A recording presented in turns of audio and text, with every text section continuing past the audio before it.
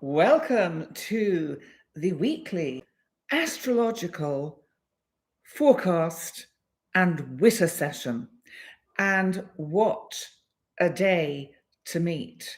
And hello, everyone. There's so many of you here. Simi, Christine, Gozia, Ramona. Oh, I'm here. Christine, yes, Poonam, Janice. You got a bad cold. Oh my God, that's awful. Our solution's hard to find because we've lost the broader vision. Well, everything's become extreme, hasn't it? We have gone from one extreme to the other, politically and every other way. You slept for 10 hours, Andy. How lovely. AMAC, hi. Ramona, everyone's here. This is Nikki, hi. Anyway, good morning, good lunchtime, good afternoon, and good evening. And welcome to the new moon solar eclipse, partial solar eclipse, in the sign of Virgo, which of course is the sign of service. Hi, Ursa 7. And I actually, this time, I decided to start off by finding out what the Sabian symbol is for the solar eclipse at 29 degrees Virgo. And the Sabian symbol is actually really 29:59 minutes. So the weather in Scotland. Christine, here it's still hot and humid. It's kind of in between, but it's like, oh gosh, I'm having to do even with the air conditioning on, I'm having to do this. Anyway, the Sabian symbol for today is a false call, unheard in the attention to immediate service. And another interpretation of it is having an urgent task to complete. A person doesn't look to any distractions. Now, Sabian symbols, for those of you that don't know what they are, were kind of symbols and sentences that were channeled a long time ago. I can't remember how long ago, and I can't remember who. I think it was, oh God, the name will come to me. If Jim is here, Jim, if you tune in, you'll tell me who did the Sabian symbols. It's like assigning a meaning to every single degree of the zodiac. And I thought it would be interesting because this is the eclipse energy. And of course, the eclipse, remember, oh, Jem, your grandma died. Oh, I'm so sorry. Oh, honey, huge condolences and hugs to you. I'm so sorry to hear that. Big hugs. So what's interesting about this eclipse and its Sabian symbol, which is, I think it fits in with Virgo about not looking for distractions. I suspect there are a lot of things going on at the moment, maybe in all our lives, maybe this is what's being enacted on the world stage, that are distractions from the bigger picture. And I feel as if it's about being able to take a step back and really sense where one should focus. And ultimately, one needs to focus on the self, and because of the energy of Virgo and this eclipse, on the self and how we serve others, how we serve the collective, how we care for others. And if we use the new moon partial solar eclipse energy in a way that we are honoring it, respecting it, allowing ourselves to be of service just in general, maybe you look at the area of the chart that is being activated by the new moon. So, for instance, if it's the first house, it's very much about the self. If it's the second house, it's about your finances. And maybe, that is about giving to charity. And if it's the third house, it's how can you serve in caring for your community or service to others? So in communication. So for instance, the new moon eclipse is in my third house using Placidus. And so what that represents to me is that by doing this video tonight, I am working with the energy of service to others, because I am bringing hopefully some information that will resonate on a level that is helpful and maybe healing for the people that get to listen or watch this video. So let's just, you're very welcome, Jem. She was the youngest 94-year-old. Wow. Well, be interesting to look at her chart, Jem, because you've lost her with these eclipses around. So it must have been aspecting something in her chart. Hi, Rebecca. You've got a lovely day in Ohio. Fantastic. And let's see. You just brought an astrological mandala. Oh, Dane Rudyard, Earth of Seven. He is the one who, or one of the people who has channeled the Sabian symbols. Thank you for mentioning the name. Well done. Hi, Anne Littman. Okay, a set of symbolic images created in 1925 by Mark Edmund and Elsie Wheeler in California, used to gain insight into astrological personality traits. Thank you, Anne. And they have also been channeled by Dane Rudyard, because he's another one who has channeled them. Christine's asking, has the gloominess of this present world situation left us all earthbound, unable to hear our voices within?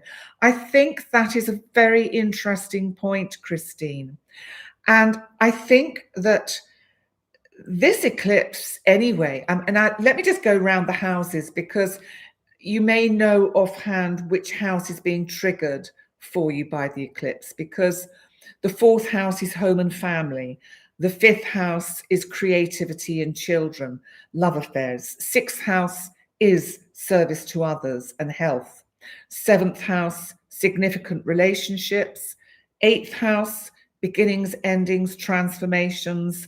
Ninth house is higher education, higher spiritual frequency, and matters at a distance. 10th house, career, or what you're passionate about.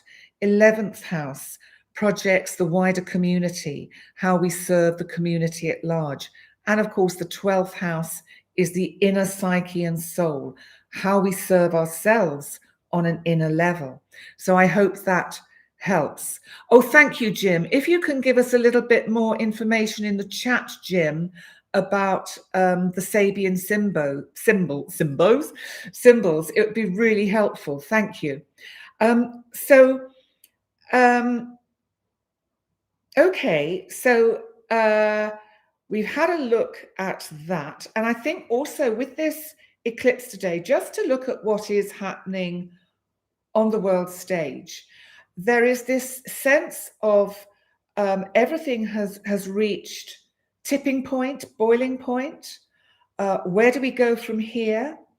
You know, you've probably heard my Astro Witter from Wednesday and my extra one that I did on Friday, where we had the strident energy of Uranus square Venus yesterday, which may or may not have brought up significant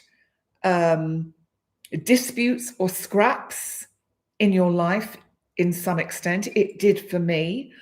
I did react and then took some steps back and made sure that I responded today to this person in a way that was more appropriate.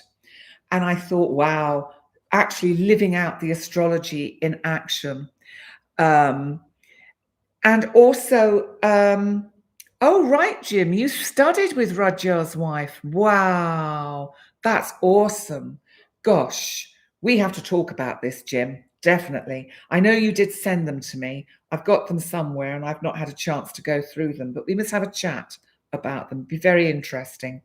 Now, where was I? Yes. So with the energy of the moment, here we are. Do you know the eclipse hasn't even happened yet? It happens in about another hour and a half, maybe 2 hours. So that actually where it's visible, which is Antarctica, parts of southern New Zealand and parts of southern Australia, it will actually be the 22nd. It'll be tomorrow for them. And they will be also into their spring equinox. So it's quite interesting, although for them, that probably comes, I'm not sure, and my maths is dreadful, might be the 23rd when the sun slips into Libra for them. So remember, we've got this intense energy over the next few days, which it's as if today, right now at this point in time, as we record this, or, the live stream of this, we're sitting in the eye of the storm, in the eye of the eclipse. And I like that, Christine. We need to pay attention. We are only as powerful as our capacity to perceive, receive, and use our abilities. Yes. And Jim, the symbols are a channeled meaning for each degree of the zodiac interpreted by Rudyard. Some are quite poetic. Have you got Rudyard's Sabian symbol for the eclipse, Jim? If you have, I'd love you to write it in the chat and then I'll read it out, because I don't know if it's the same as the one I have here or whether it's different. Hi, Nikki Hensel. What to do during eclipse? Okay, well, let's break this down into easy witterings. First of all, it's a new moon. So we know this is about intending, bringing in how we manifest that which we would like to bring into our lives, or on the bigger world stage, if we would like to bring in, what degree? Okay, can we have it at, well, let's go for the moon at 28 degrees and 59 minutes. Okay, so Canada is very ticked off, lack of a better word, with the USA ambassador to Canada for more gaslighting comments about the US boycotting American products and travel to the US. Gosh, wow, interesting. Well, back to Nikki Henson's question, what to do with the eclipse energy. We have to, I do think the ritual of honoring and acknowledging the energy for everyone, even if it's not personally affecting you by degree in your chart. And eclipses are very tight. They need to be exact or 1 degree either side. Otherwise, they don't really have an effect. And that also goes for anything that may be making a square, an opposition, a trine. It has to be very tight. So that's an orb of 1 either way. So we have to, first of all, be aware of it. And maybe in your time zone, if you check with timeanddate.com, which I'm going to now, because I have the eclipse time here, it's actually going to start at local time for me, 19:29. So that's 29 minutes past 7. And for universal time, 17:29. So 18:29 in the UK, and 17, 16, 15, 14, 13. That would be 13:29 on the East Coast. And whatever 9 o'clock in the morning is, I can't work that out. Anyway, here is a picture of where it's visible. I hope you can see that. So you can see Australia down there, and the dark shadow is where it's more or less almost total. And then the lighter shadow is where it is partial. As you can see, most of New Zealand gets to experience it, and very, very sort of little bit of Australia. The thing is with eclipses, which I think is very important to remember. So basically, in about an hour and 14 minutes, that is the moment the eclipse starts. So look at your watch now, or your phone. We don't wear watches now, smart watches. Look at the time now and think, okay, in an hour and 14 minutes, the eclipse will start. And remember, even though we cannot see it, this is about having faith in the dark. The sun's light is being hidden by the moon, by the feminine. Now, what this means is we have to dig really deep down into our intuitive core self and trust that that which we cannot see, it doesn't mean those seeds of that which we wish to manifest are not being sown and nurtured. Have faith in the process. So maybe in an hour and now 13 minutes, you think quietly or write down, dear dear new moon partial solar eclipse, I would like to intend, let's say if we're going to do service to others to start with, world peace, for common sense to prevail in all the extremes that are happening in the world. So we could do that as our first intention. And then you've got actually a good, let's see, 19, 20, 21, 22, 23. You've actually got 4 hours from the actual beginning in an hour and 12 minutes time. You've got 4 hours to do this ritual, because you will be in the unseen energy of that partial solar eclipse new moon. You know, just think of the power of that. It's awesome. It's incredible. We can use this energy. So why not, first of all, why don't we collectively intend common sense and world peace? People to lay down their arms, hostages to be released, stop killing people, just common sense, healing for people that we know that are suffering, people who are grieving, like you, Jem, healing for people who are grieving.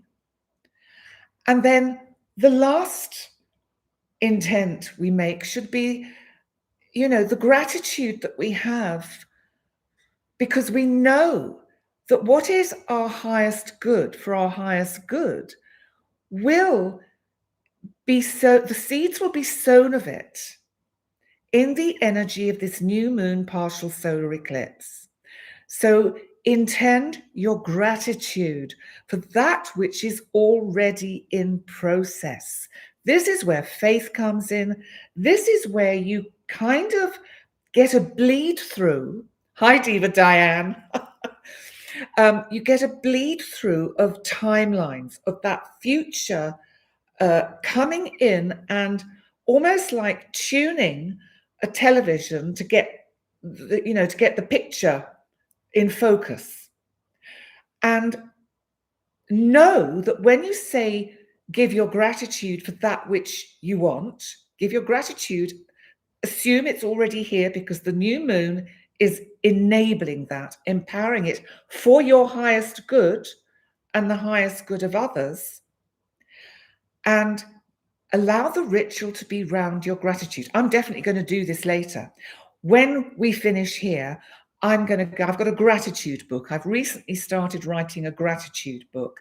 And just every day, I write about the day before and just write down, even if it's 2 or 3 things. I woke up. I'm so grateful I woke up. I had food in the fridge. I'm so grateful I had food in the fridge. My bank account's okay. I'm so grateful my bank account is okay. So all of those things, it's really helpful to rewire the neural pathways to write out what we're grateful for every day. It helps us stay in that positive and expectant state of mind of knowing and hoping and having faith that that which we wish to come into our lives will come. Hello. Oh, Laurie, bless you.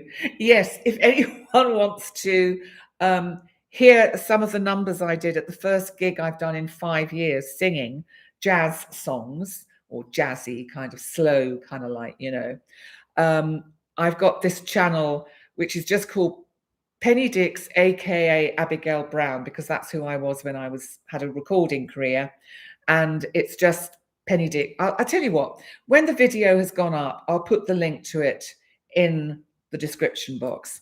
And also, and because I've uploaded about 3 numbers to it, I've got some more I'm going to upload as well. But thank you to those of you that have already come across it on Facebook. And also, while I'm talking about other channels, remember to go to my channel, Channeling and Stranger Things, because I did this wonderful discussion with the master astrologer, Steve Judd, this week just gone by. And it was awesome.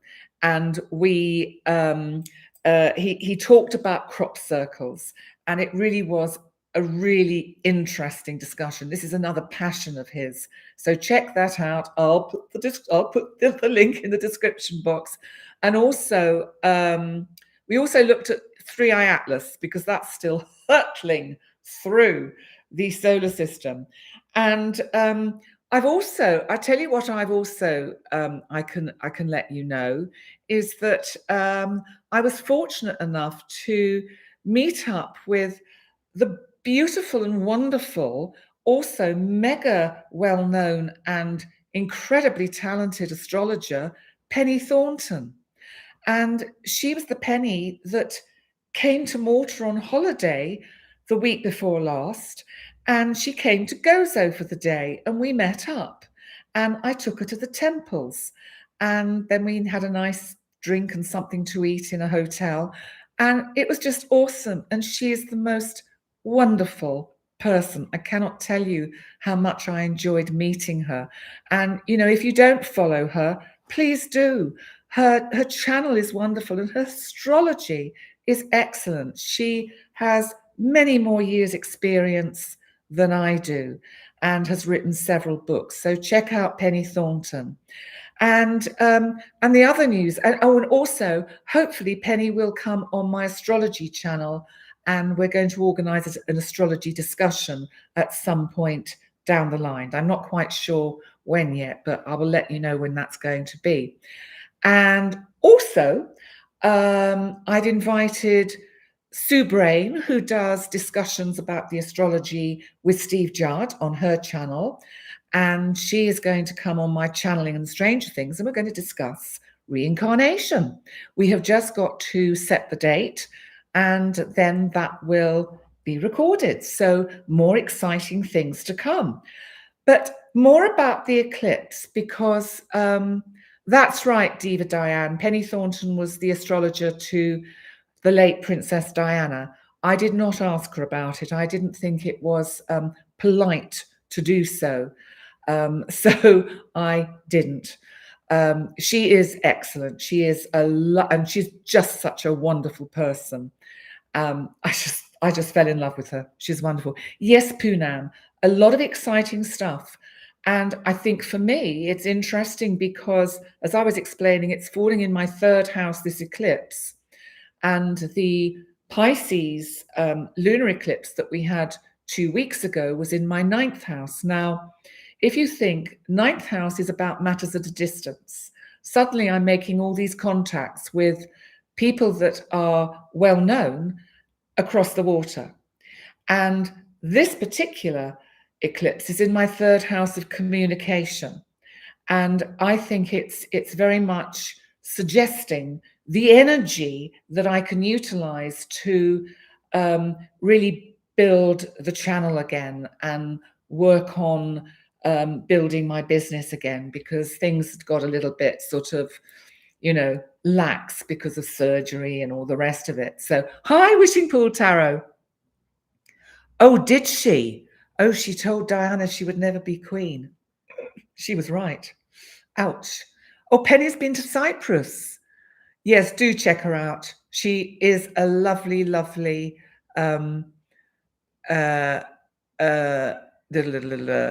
let's see. Oh, yes, lots of exciting stuff.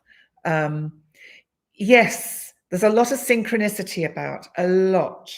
And I'm super grateful actually to Steve Judd, because he has been the negotiator, putting me in touch with some of these other incredible astrologers. So Steve, if you're watching, thank you very much, and grazie Hafner, which is Gosserton. So let's come back to the eclipse. Let me know in the chat if you think you know what this eclipse is for you, because I might be able to help you expand on that. Now, we've got to also remember Wishing Pool Tarot, get your cards ready for later. We need an eclipse card and an autumn equinox card. So I think we've done the eclipse. I think we need to also think about tomorrow. And I know I've talked about these in my Astro Witters, but I think that, it doesn't hurt to just bring them back into the sort of public arena again, because Mars will leave Libra tomorrow and enter Scorpio, and immediately be building up to a square, which is challenging, with Pluto at 1 degree of Aquarius. That is actually on Wednesday, when I will do an Astro Witter and focus on it. Yes, Christine, I just saw that Steve Judd video. Brilliant. Yes, it's a good Sunday sermon. Yes, check it out. And so tomorrow, of course, is the autumn equinox. Interestingly, it's sort of a day late, because normally it happens on the 21st. But in fact, the sun doesn't move into Libra until 6:20 local time. So that's in the evening, which means that is 6, 5, 4, 3, 2, 1, 12 o'clock midday in East Coast, and 9 o'clock West Coast. So interesting. I don't know how this will work out with some of the ancient temples like Stonehenge, where they get up to watch the sunrise, and how it links in with the temples we have here in Malta and Gozo, because I think it's, I don't know. And obviously all of these things are determined by the weather and whether it's cloudy or not. But, the energy, we're on the brink of the autumn equinox. And for those of you in Australia, because I know you will be tuning in probably tomorrow, this is your spring equinox. You are coming out of the dark. And the fact that that has been preceded by this partial solar eclipse, where you were taken into the dark, I think has a very symbolic meaning for the Southern Hemisphere, and especially Australia and New Zealand, that you really are going to see the beginning of a new dawn. Now, only you can know what that will mean for you, but I think it is almost as if it is more underlined for you in the Southern Hemisphere, this intense and immense gateway that you can go through collectively and individually. And it is more intense than in the Northern Hemisphere, where we are in the dark and have to have faith in what can't be seen. And I think that is very important. Maggie, you're saying your stuff is in Scorpio, you'll be heavily impacted. Okay, well, Mars, if you have anything at 0, 1, or 2 degrees of Scorpio, Pluto's been squaring that for quite a while, so you will have been aware of that energy. And Mars coming up to do it, just try and check what planets you've got at 1, 2 degrees of Scorpio because they will be triggered. And just be mindful because, in my Astro Witter, I was saying be careful on Wednesday, really be mindful of accidents because it's Mars square Pluto. It can just literally mean an accident, even if it's just stubbing your big toe. That can mean your nail drops off because that's incredibly painful. So, it's hi, Cosmic BL. Good to see you here. So, tomorrow, I think, we're still going to be in this eclipse energy. And I think that I don't know what may or may not be happening today. I think what's interesting in the UK is that the UK government, Prime Minister Sir Keir Starmer, has said that Great Britain or the United Kingdom has recognized Palestine as an independent state. This is a very controversial decision. I think it's fascinating that he has made this announcement today on the day of a partial solar eclipse, which I think indicates the climate in which it will be received.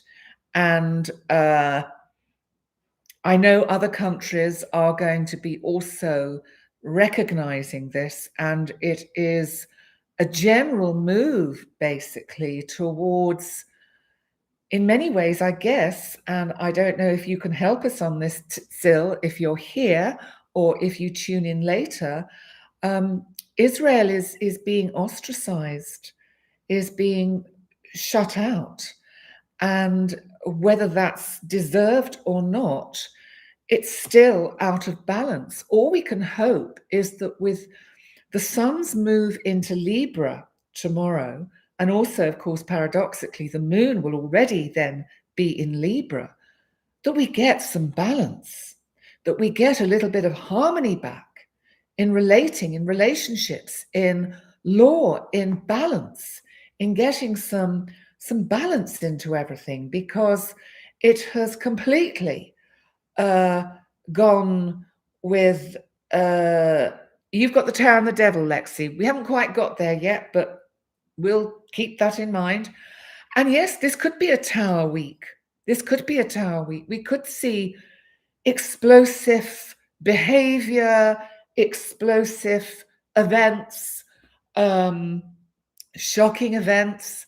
But the point is, I think what is interesting is that we have to remember that we are also caught in this grand air trine as of tomorrow, where the sun will be at the base of a trine to Uranus in Gemini and Pluto in Aquarius, and Pluto and Uranus will also be trining. This is a grand air trine.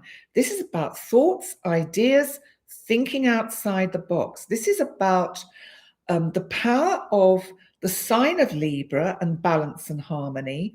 And maybe people will start to wake up to recognizing that they need to think of alternative and unusual ways to address and solve the current problems that we have, whether that's on the world stage or on a personal level. But this is also still part of what we call a kite configuration. And I'll pick it up and show it to you. And it's disappeared. Hang on. It'll come back in a minute. Where is it? It's gone. Is this it? There we go. That'll do. That'll do.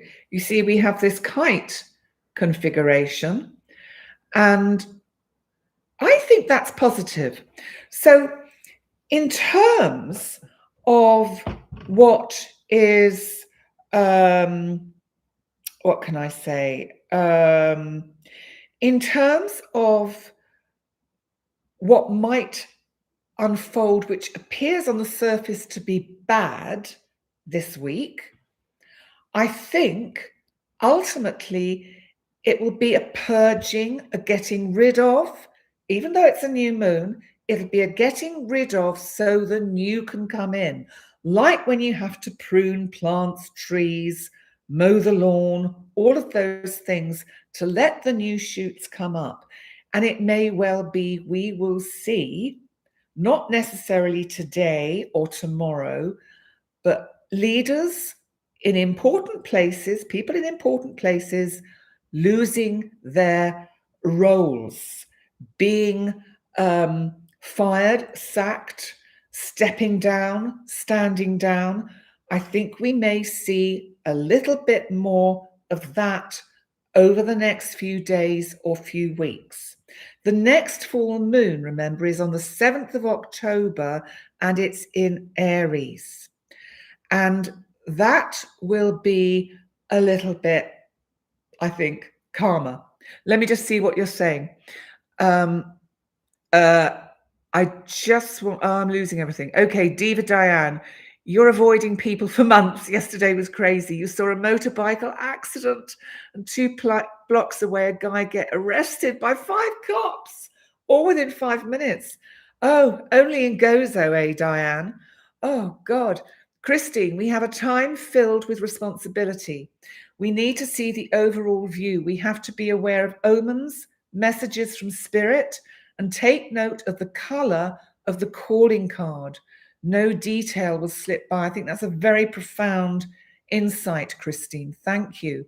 Now, Jim has written down the Sabian symbol for Virgo at 29 degrees, and we have, after a crisis, one should seek to realign the renewed consciousness with the primordial revelation of the truth of humanity. I find that very interesting.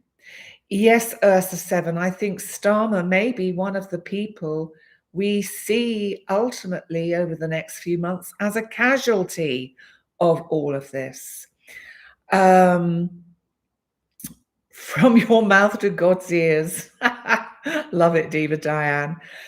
So Jim, I just want to think a little bit about this Sabian symbol. I tell you what we ought to have a look at too, Jim, if you wouldn't mind.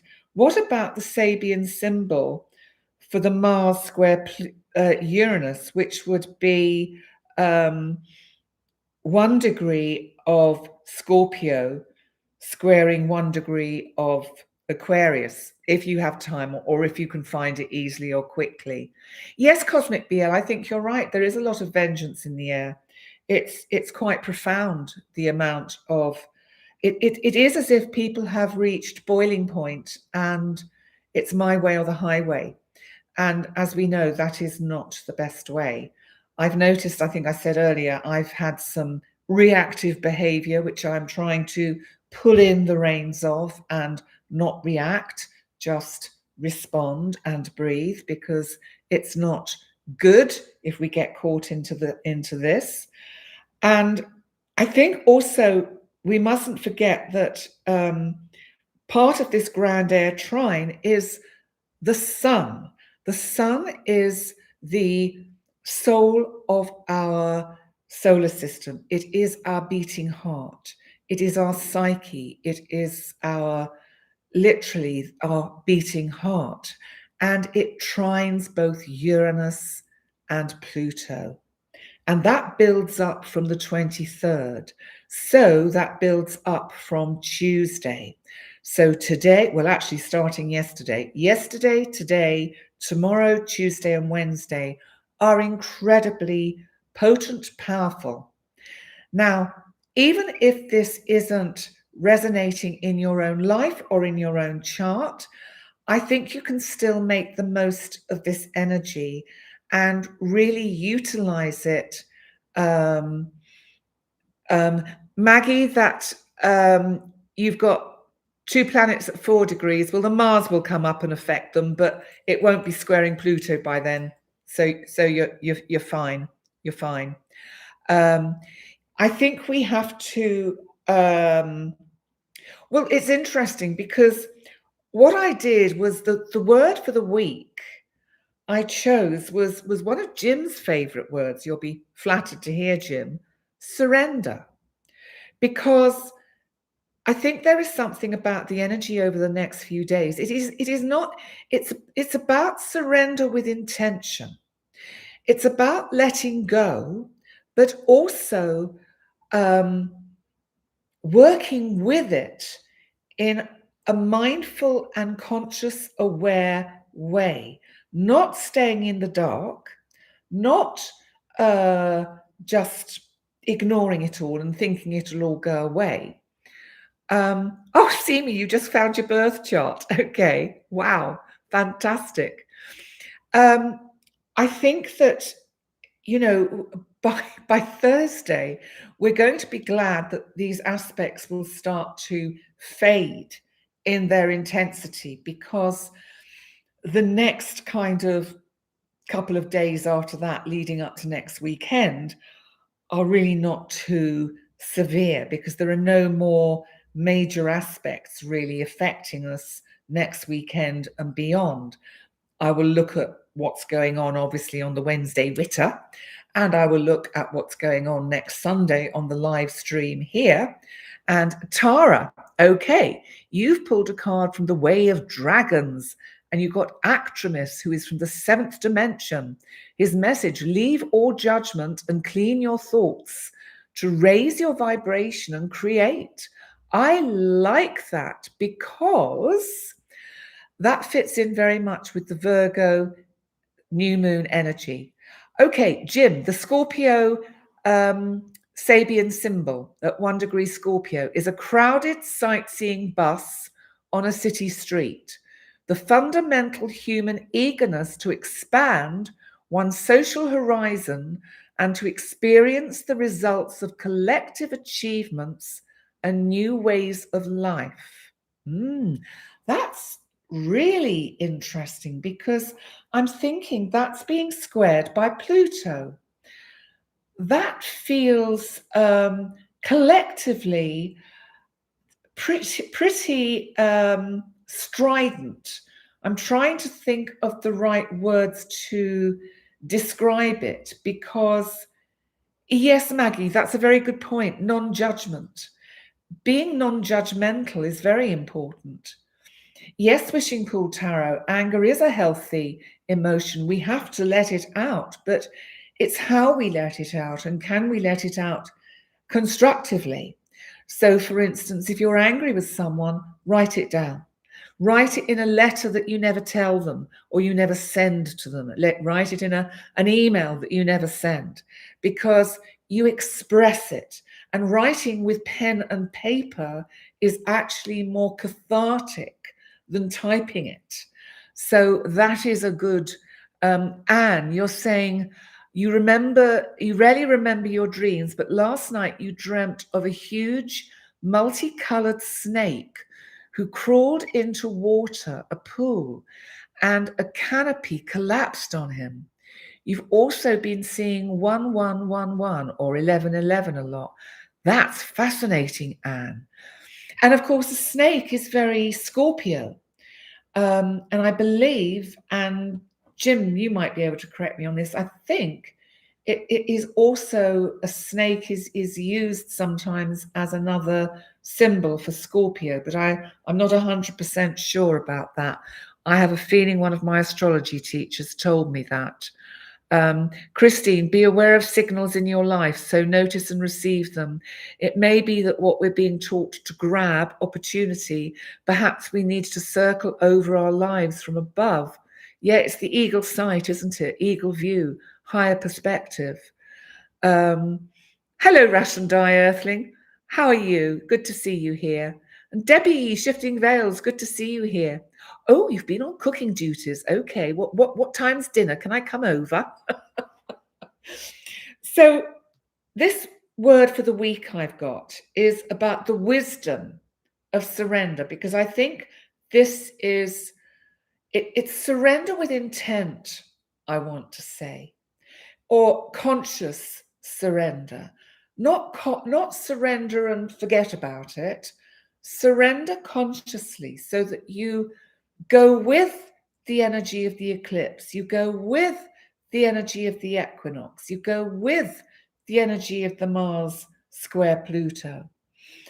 Okay, I'll come to you in a minute, Simi, with your Queen of Pentacles, Emperor, and the Devil. Thank you, Jim. That's right. It's not the same as giving up. Surrender is not the same as giving up. It's different, it's more subtle. And these are the quotes. It's about trust and acceptance and alignment with a deeper truth. So to flow and trust, Lao Tzu said, when I let go of what I am, I become what I might be.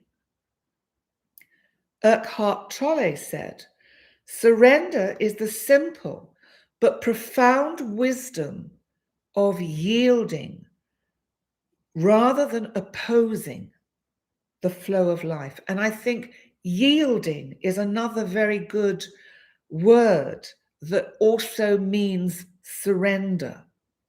And Marianne Williamson said, the moment of surrender is not when life is over, but when it truly begins, because then you are letting the universe flow through you. You are allowing the divine mind to connect with your consciousness, your higher consciousness, your greater sense of yourself.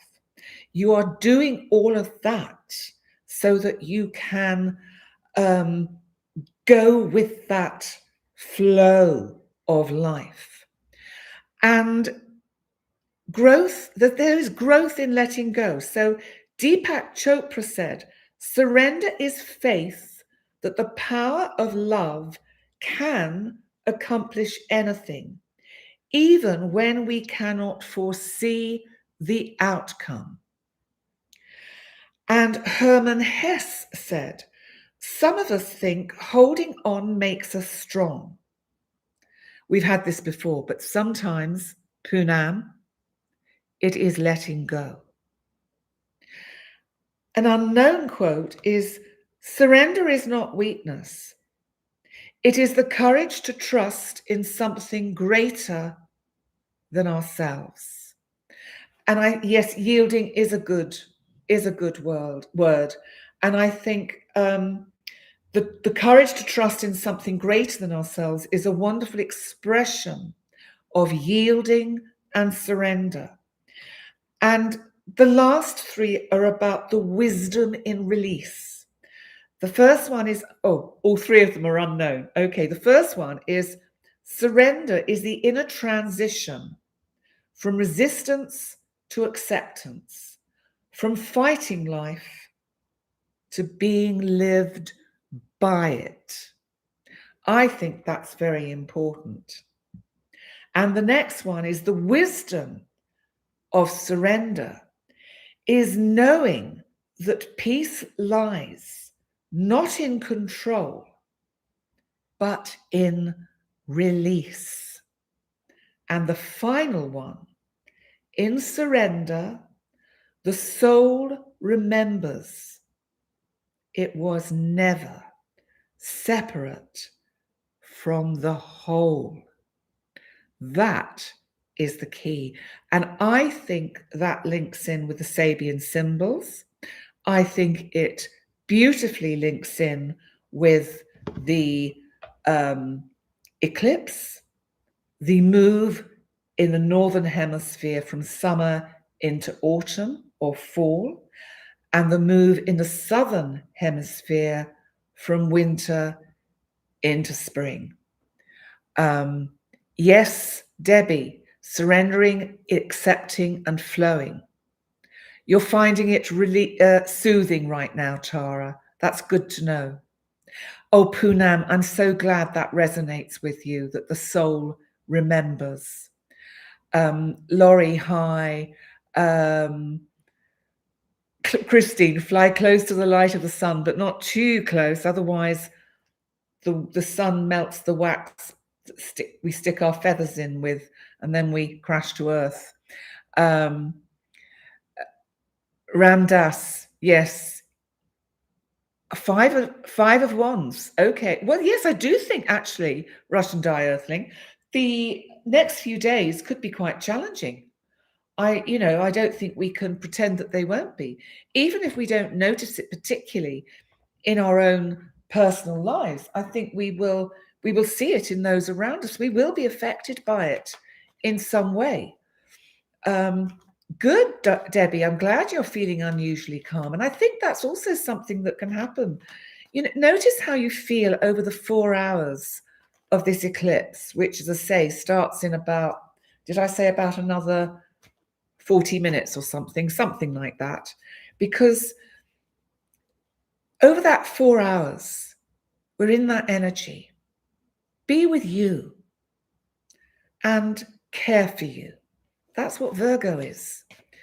And so Wishing Pool Tarot, yeah, okay, conflict and power struggles, inner or outer. And I think Wishing Pool Tarot and everyone, that goes for what we're going to see on the world stage. I think, hi Manuela, Munich is here, welcome. But you're not sleeping well, Debbie. Can be the energy. And we've got that 3-eye atlas zooming through the cosmos. It's getting closer and closer to the sun. Its core, or its I can't remember what they called it, nebula, is half the size of the sun. It's massive. I can't believe we're not going to see it from Earth, but it goes behind the sun, not till October. And Steve Judd and I talk about it a bit in the Crop Circle video on channeling and stranger things. You've got an animal medicine card, Christine. Hawk, messenger of the sky. Circle my dreams and teach me the message as we fly. I like that. And that fits in with that grand air trine, which is about flying high, seeing the bigger picture. And also the kite, you know, a kite takes off, but you have to wait for the right conditions to take off. And that goes for everything in life. We have to wait for the right conditions. Your card for the week, Wishing Pool Tarot, is High Priestess. That is beautiful. Listening to your intuition, going within. Absolutely. And, you know, you've got, Anna Burke, you've got Wheel of Fortune and Page of Cups. Okay, let me hold on to that. But the High Priestess is lovely because I think, you know, when we're in the dark, which we may well be at odd times over the next few days as we surrender to these greater powers, we have to remember that when we're in the dark, we have to have faith. And where we can really connect with our intuition is when we're in the dark, because that is our connection to the dark and the shadow and that real psyche soul part of us. Yes, Jim, perfect wishing. German beer is delicious. Yes, it is. Or Oktoberfest. You have that soon, don't you? You get the beer festival. So let's see what card. I'm going to do a card for the eclipse, first of all, which is this one, the Four of Wands. Well, that's actually quite pleasant. So that's saying peace and harmony can prevail.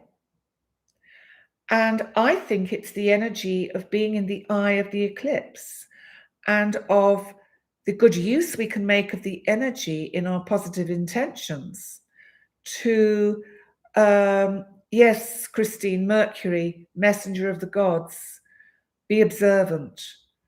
But I think this is also telling us to not gloss over everything, to remember that there is a dark side and a shadow side to everything, because this might have us going along going, la, la, la, la, la, everything's fine, la, la, la, la, la, la, la, la, la, everything's fine, and it's not.